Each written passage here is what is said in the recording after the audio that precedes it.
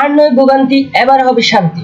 যারা মোবাইল অপারেটরদের জ্বালায় অতিষ্ঠ এবং নানাবিধ জ্বালা যন্ত্রণা প্রতারণার শিকার হয়ে দুঃখে দুঃখে মরছেন, তাদের জন্য বাংলাদেশ টেলিকমিউনিকেশন সিস্টেম নিয়ে এলো হেল্পলাইন 100। এখন থেকে টেলিকম সেবা সংক্রান্ত যে কোনো অভিযোগ জানানোর জন্য শর্টকোড 100-তে ডায়াল করে 24 ঘন্টায় আপনি অভিযোগ করতে পারবেন এবং এই অভিযোগ নেওয়ার ব্যবস্থা চালু করলো বিটিআরসি।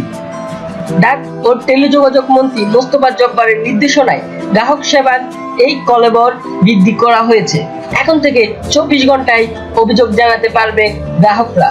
ডাক ও টেলিযোগাযোগ মন্ত্রী মোস্তফা জব্বার এক বিবৃতিতে বলেন, গ্রাহক যখনই সমস্যায় পড়বে তখনই অভিযোগ জানাতে পারবে। আপনারা এই ওয়েবসাইটে ঢুকলে সেই সংক্রান্ত বিষয়টি জানতে পারবেন, তাই আমি বলছি না। এখানে শর্টকটটি দেওয়া হয়েছে এবং কল কয়টা থেকে কয়টার মধ্যে করা হবে তা জানানো হয়েছে। তবে বলে রাখা ভালো, এটি হলো পূর্ববর্তী যে সময় ছিল, অর্থাৎ সকাল 9টা থেকে বিকাল 5টায় আপনি অভিযোগ করতে পারতেন এবং সরকারি ছুটির দিনে কোনো অভিযোগ করা যেত না। কিন্তু বর্তমানে 100-তে ডায়াল করে আপনি 24 ঘন্টায় রাত দিন যে কোনো সপ্তাহে, যে কোনো মাসে, যে কোনো সময়ে আপনি অভিযোগ জানাতে পারবেন। এছাড়া আপনি যদি অনলাইনে অভিযোগ জানাতে চান তাহলে এখানে যদি ক্লিক করুন তাহলে এমন একটি উইন্ডো বেশি উঠবে।